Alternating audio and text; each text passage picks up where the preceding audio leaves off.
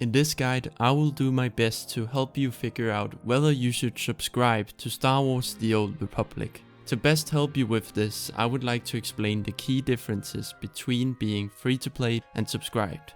For a full list of all the benefits of free-to-play versus preferred versus subscribed, please check out my written guide specifically on that, link in the description.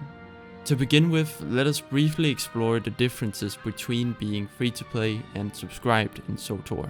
Star Wars: The Old Republic allows you to experience a significant portion of the game without spending anything. This includes all the 8 original class stories that were introduced when the game launched, and the first 2 expansions called Rise of the Hutt Cartel and Shadow of Revan. However, there are quite a lot of limitations when it comes to the content outside the main class stories and first few expansions. Some of these restrictions include limited amount of character slots, free-to-play only have 4 available, limited amount of multiplayer content like no access to operations at all, limited amount of gear available, and limited amount of credits you can hold. Right now it's 1 million credits, which with the current inflation in the game won't get you that far.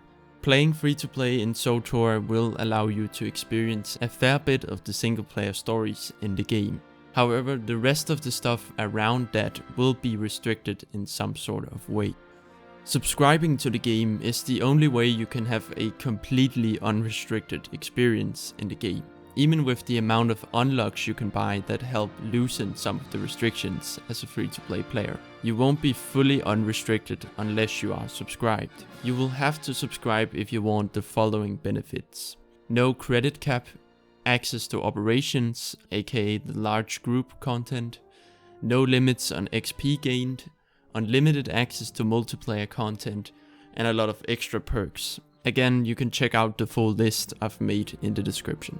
Most of the other benefits can be loosened up with account unlocks. However, account unlocks can only be obtained through buying them with cartel coins on the cartel market or from other players for a lot of credits on the GTN. However, they offer the closest thing to an unrestricted experience without paying the monthly price for it.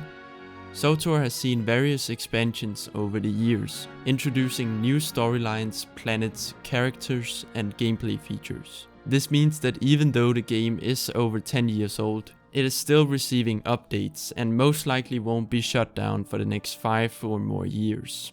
To get lifetime access to all the expansions that are currently in the game, you will only need to subscribe for 1 month. That's why I often recommend all players to subscribe at least for 1 month at some point.